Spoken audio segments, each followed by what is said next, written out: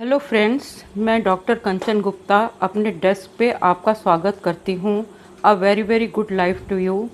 आज मैं जिस टॉपिक को लेके आई हूँ वो है सूर्य ग्रहण या चंद्र ग्रहण, सोलर एक्लिप्स और लूनर एक्लिप्स और उसके इफ़ेक्ट्स। जून 21, 2020 को एन्यूलर एक्लिप्स है, जिसे रिंग ऑफ फायर भी कहते हैं। ये अफ्रीका से शुरू होके पास होके एशिया, यूरोप, थाईलैंड, चाइना सबको क्रॉस करके ईस्ट तक आएगा और इसका सब जगह पूरा प्रभाव होगा। चाहे ये विजिबल हो, चाहे ये कुछ कंट्रीज़ में विजिबल ना हो, क्योंकि अगर ईस्टर्न कंट्रीज़ में उस वक्त दिन होता है तो वो फुली विजिबल होता है, लेकिन वेस्टर्न कंट्रीज़ में उस वक्त रात होती है, वो वहाँ विजिबल नहीं होता, लेकिन उसका असर पूरी दुनिया पे होता है। ये ज़मीन, ये धरती जो है, उसके चारों तरफ चंद्रमा घूम रहा है, वो धरती की परिक्रमा कर रहा है और सभी ग्रह सूर्य की परिक्रमा कर रहे हैं। धरती की परिक्रमा करते करते अपनी धुरी पर, अपने रास्ते पे चलते चलते ठीक 1.5 साल बाद ऐसी स्टेज आती है जबकि चंद्रमा और सूर्य और धरती के बीच आ जाता है, यानी जो मून है वो अर्थ और सन के बीच में आ जाता है और उसकी परछाई पड़ने से सूर्य ग्रहण होता है, सन एक्लिप्स होता है। ये एनर्जी इस वक्त बहुत बहुत स्ट्रॉन्ग होती है। ये ग्रहण सुबह 9:15 से दोपहर 3:04 तक इंडियन स्टैंडर्ड टाइम के अनुसार लगेगा। आप ग्रहण देखने का दावा ना करें, क्योंकि इससे आईसाइट यानी विजन, आँखें कमज़ोर होती हैं, दृष्टि कमज़ोर होती है, नज़र कमज़ोर होती है। गॉगल्स या सन ग्लासेस लगा कर भी नहीं। ग्रहण हमारे सर्काडियम रिदम पर असर करता है, ये आप ध्यान रखें। आप बहुत ध्यान से सुने मेरी बात। जैसे खुर्तबीन शीशे को सूरज के सामने रख कर हम उसके नीचे अगर रुई रखते हैं तो उस रुई से धुआं निकलता है और वह रुई जल जाती है।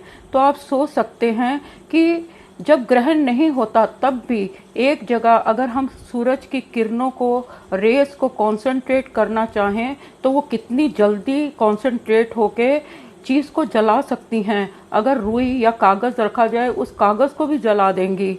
तो आज जब वो पूरी दुनिया पे अपना इफ़ेक्ट डाल रहा है तो उसका इफ़ेक्ट कितना ज़्यादा होगा।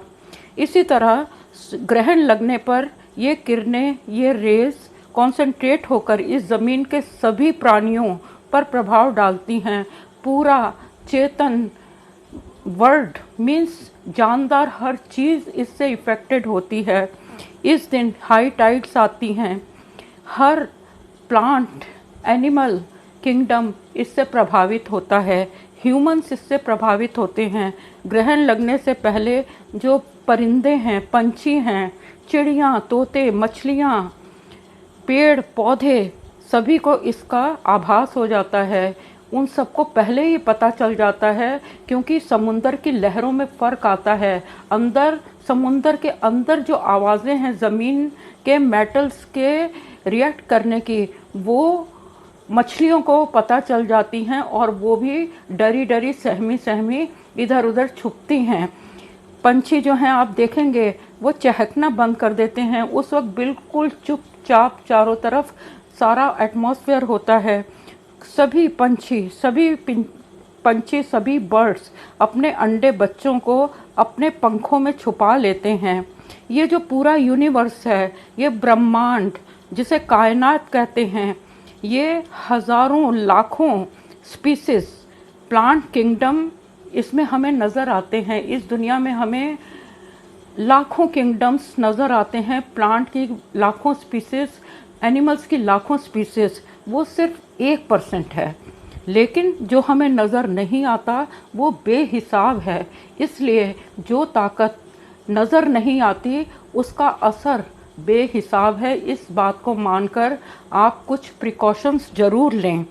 कुछ लोग इस बात पे विश्वास ही नहीं करते कि परहेज़ से कुछ होगा, लेकिन परहेज़ ज़रूर करें। प्रेग्नेंट फीमेल्स जो हैं उनके लिए मैं ख़ास हिदायत देना चाहती हूँ कि वो घर के पर्दे लगाकर ग्रहण के दौरान, एक्लिप्स के दौरान दरवाजे खिड़कियाँ बंद करके सीधा लेटकर आराम करें। वो बिल्कुल कोई काम ना करें, वो मेडिटेट करें, कुछ अच्छा सोचें, कुछ पॉजिटिव सोचें। क्योंकि हमने खुद देखा है कि जब औरत इन बातों को नहीं मानती और वो घर से बाहर चली जाती है या बरामदे में चली जाती है, उसको जैसे ही सूरज की किरणें यानी रेज उसकी बॉडी के अंदर तक, एम्ब्रायो तक जाती हैं और बच्चा स्पास्टिक हो सकता है, अपंग हो सकता है।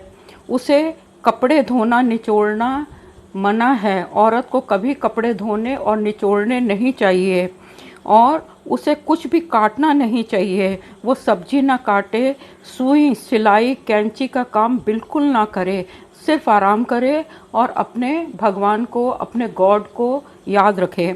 हमने खुद देखे हैं वो बच्चे जिनके होंठ कटे होते हैं, उनके शरीर पर ऐसे मस्से होते हैं, जिस्म पर ऐसे मस्से होते हैं जो बालों वाले होते हैं और उसका फिर कोई इलाज नहीं होता। स्किन पर जो दाग पड़ते हैं वो परमानेंट होते हैं और बच्चों के होंठ कटे हुए जो होते हैं वो भी ग्रहण के असर से होते हैं। आप मेरी एक छोटी सी लेक्चर को या छोटी सी हिदायत को मानेंगे तो मेरे को बहुत अच्छा लगेगा। जिस तरह सर्दी गर्मी का एहसास हमें घर के बंद कमरों में भी होता है, उसी तरह ग्रहण की किरणों का प्रभाव का असर खाने, फूड पर भी होता है। हम घर के अंदर बैठे हैं, सर्दी गर्मी तो बाहर है, लेकिन हमें घर के अंदर भी सर्दी गर्मी चार दीवारी में भी लगती है। इसी तरह ग्रहण तो बाहर लगा, वो हमारे दरवाज़ों से अंदर नहीं आ रही सूर्य की रेज़, लेकिन उस सूर्य की रेज़ हमारे फ्रिज, रेफ्रिजरेटर में रखे हुए खाने में भी जा रही है।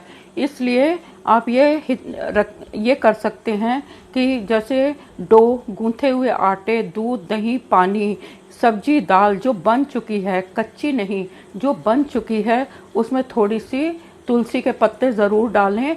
उसमें सूरज की रेज़ का बैड इफ़ेक्ट नहीं होगा। सूखे अनाज में डालने की ज़रूरत नहीं है। ग्रहण के दौरान हम लोग खाना वर्जित मानते हैं, उससे पहले, ग्रहण से पहले खा लें या ग्रहण के बाद खाएं। लेकिन बीमार, छोटे बच्चों और बूढ़ों के लिए कोई नियम नहीं है, कुछ भी ज़रूरी नहीं है। लेकिन एक नॉर्मल यंग इंसान अगर ये बातें माने तो उन्हें बहुत फ़ायदा होगा। Thank you for listening.